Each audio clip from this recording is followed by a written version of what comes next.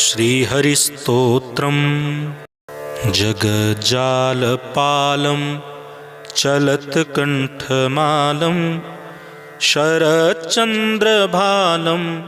महादैत्यकालं नभोनीलकायं दुरावारवायं सुपद्मासहायं भजेऽहं सदाम्भोधिवासं गलत्पुष्पहासं जगत्सन्निवासं शतादित्यभासं गदाचक्रशस्त्रं लसत्पीतवस्त्रं हसच्चारुवक्त्रं भजेऽहं रमाकण्ठहारं श्रुतिव्रातसारं जलान्तर्विहारं धराभारहारं चिदानन्दरूपं मनोज्ञस्वरूपं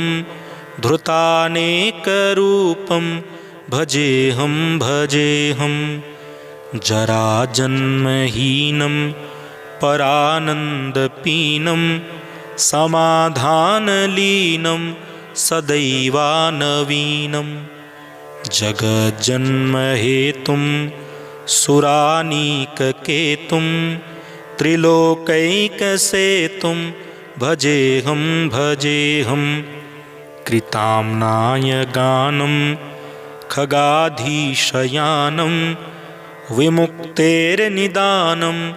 हरारातिमानं स्वभक्तानुकूलं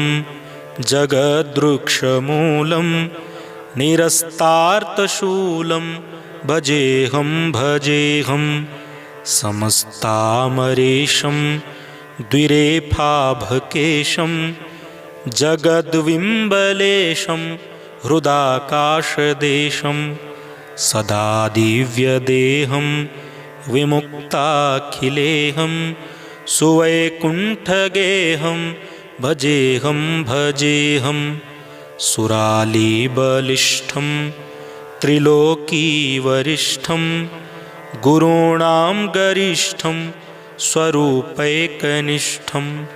सदा युद्धधीरं महावीरवीरं महाम्भोधितीरं भजेऽहं रमावामभागं तलानग्रनागं कृताधीनयागं गतारागरागं मुनीन्द्रैः सुगीतं सुरैः सम्परीतं गुणौधैरतीतं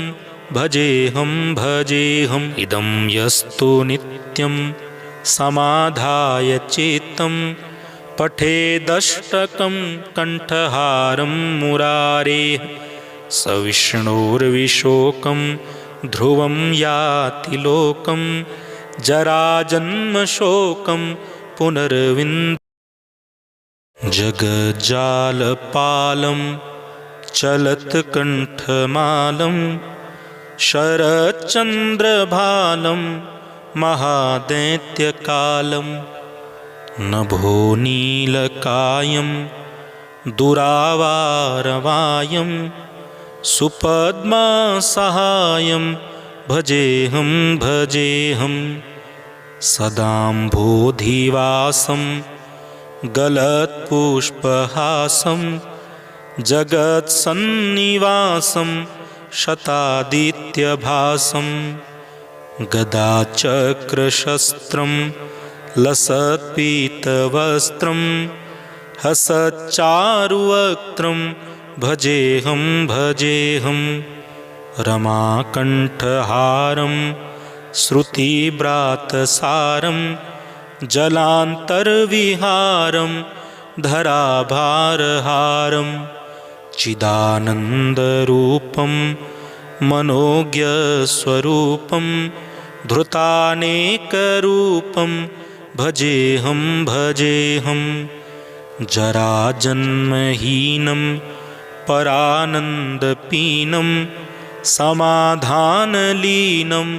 सदैवानवीनं जगज्जन्महेतुं सुरानीककेतुं त्रिलोकैकसेतुं भजेऽहं भजेऽहं कृताम्नाय गानं खगाधीशयानं विमुक्तेर्निदानं हरारातिमानं स्वभक्तानुकूलं जगद्वृक्षमूलं निरस्तार्तशूलं भजेऽहं भजेऽहं समस्तामरेशं द्विरेफाभकेशं जगद्विम्बलेशं हृदाकाशदेशं सदा दिव्यदेहं विमुक्ताखिलेहं सुवैकुण्ठगेहं भजेऽहं भजेऽहं सुरालीबलिष्ठं त्रिलोकीवरिष्ठं गुरूणां गरिष्ठं स्वरूपैकनिष्ठं सदा युद्धधीरं महावीरवीरं महाम्भोधितीरं भजेऽहं भजेऽहं रमावामभागं तलानग्रनागं कृताधीनयागं गतारागरागं मुनीन्द्रैः सुगीतं सुरैः सम्परीतं गुणौधैरतीतं भजेऽहं भजेऽहम् इदं यस्तु नित्यं समाधाय चित्तं पठेदष्टकं कण्ठहारं मुरारेः स विष्णोर्विशोकं ध्रुवं याति लोकं जराजन्मशोकं पुनर्विन्दते नो जगज्जालपालं चलत्कण्ठमालं शरच्चन्द्रभालं महादैत्यकालं नभोनीलकायं दुरावारवायं सुपद्मासहायं भजेऽहं भजेऽहं सदाम्भोधिवासं गलत्पुष्पहासं जगत्सन्निवासं शतादित्यभासं गदाचक्रशस्त्रं लसत्पीतवस्त्रं हसच्चारुवक्त्रं भजेऽहं भजेऽहं रमाकण्ठहारं श्रुतिव्रातसारं जलान्तर्विहारं धराभारहारं चिदानन्दरूपं मनोज्ञस्वरूपं धृतानेकरूपं भजेऽहं भजेऽहं जराजन्महीनं परानन्दपीनं समाधानलीनं सदैवानवीनं जगज्जन्महेतुं सुरानीककेतुं त्रिलोकैकसेतुं भजेऽहं भजेऽहं कृताम्नाय गानं खगाधीशयानं विमुक्तेर्निदानं हरारातिमानं स्वभक्तानुकूलं जगद्वृक्षमूलं निरस्तार्तशूलं भजेऽहं भजेऽहं समस्तामरेशं द्विरेफाभकेशं जगद्विम्बलेशं हृदाकाशदेशं सदा दिव्यदेहं विमुक्ताखिलेहं सुवैकुण्ठगेहं भजेऽहं भजेऽहं सुरालीबलिष्ठं त्रिलोकीवरिष्ठं गुरूणां गरिष्ठं स्वरूपैकनिष्ठं सदा युद्धधीरं महावीरवीरं महाम्भोधितीरं भजेऽहं भजेऽहं रमावामभागं तलानग्रनागं कृताधीनयागं गतारागरागं मुनीन्द्रैः सुगीतं सुरैः सम्परीतं गुणौघैरतीतं भजेऽहं भजेऽहम् इदं यस्तु नित्यं समाधाय चित्तं पठेदष्टकं कण्ठहारं मुरारेः स विष्णोर्विशोकं ध्रुवं याति लोकं जराजन्मशोकं पुनर्विन्दतेनो जगज्जालपालं चलत्कण्ठमालं शरच्चन्द्रभालं महादैत्यकालं नभोनीलकायं दुरावारवायं सुपद्मासहायं भजेऽहं भजेऽहं सदाम्भोधिवासं गलत्पुष्पहासं जगत्सन्निवासं शतादित्यभासं गदाचक्रशस्त्रं लसत्पीतवस्त्रं हसच्चारुवक्त्रं भजेऽहं भजेऽहं रमाकण्ठहारं श्रुतिव्रातसारं जलान्तर्विहारं धराभारहारं चिदानन्दरूपं मनोज्ञस्वरूपं धृतानेकरूपं भजेऽहं भजेऽहं जराजन्महीनं परानन्दपीनं समाधानलीनं सदैवानवीनं जगज्जन्महेतुं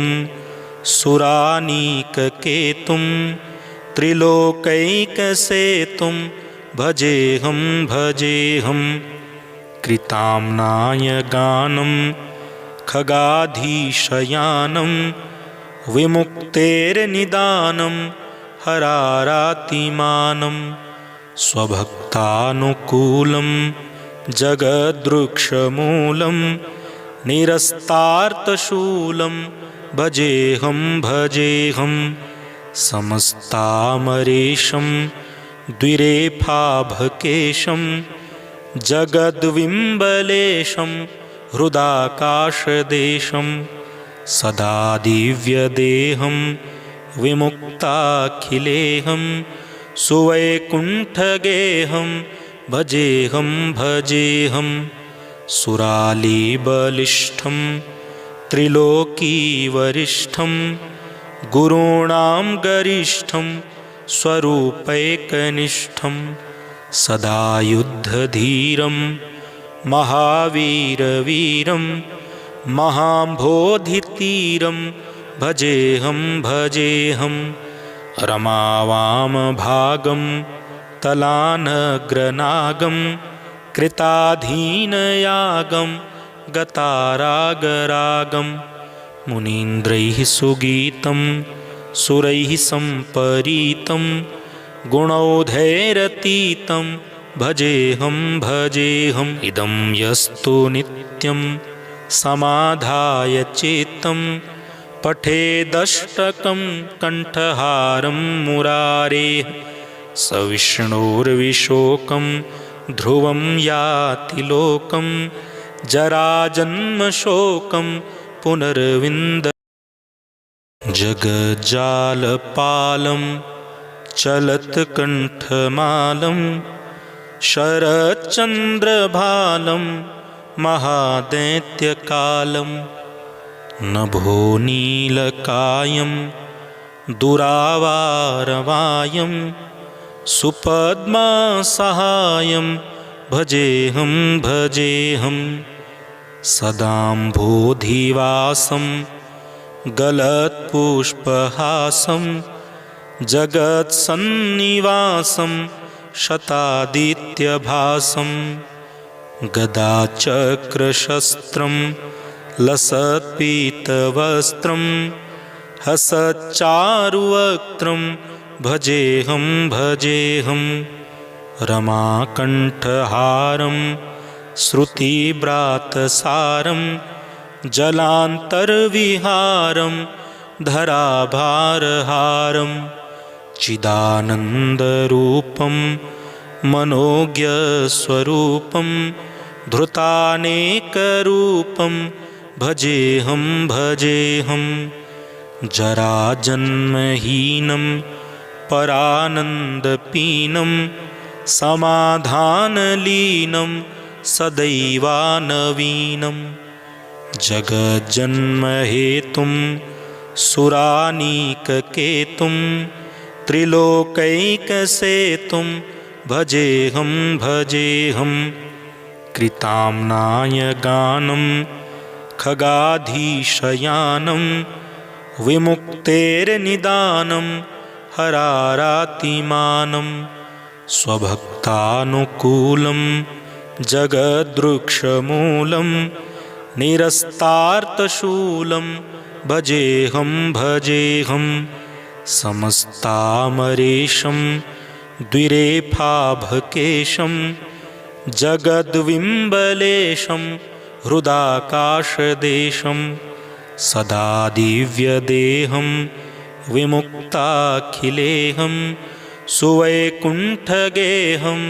भजेऽहं भजेऽहं सुरालीबलिष्ठं त्रिलोकीवरिष्ठं गुरूणां गरिष्ठं स्वरूपैकनिष्ठं सदा युद्धधीरं महावीरवीरं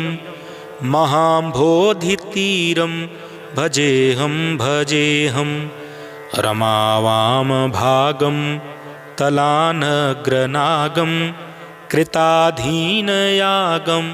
गतारागरागं मुनीन्द्रैः सुगीतं सुरैः सम्परीतं गुणौधैरतीतं भजेऽहं भजेऽहम् इदं यस्तु नित्यं समाधाय चेत्तं पठेदष्टकं कण्ठहारं मुरारेः स विष्णोर्विशोकं ध्रुवं याति लोकं जराजन्मशोकं पुनर्विन्दते नो।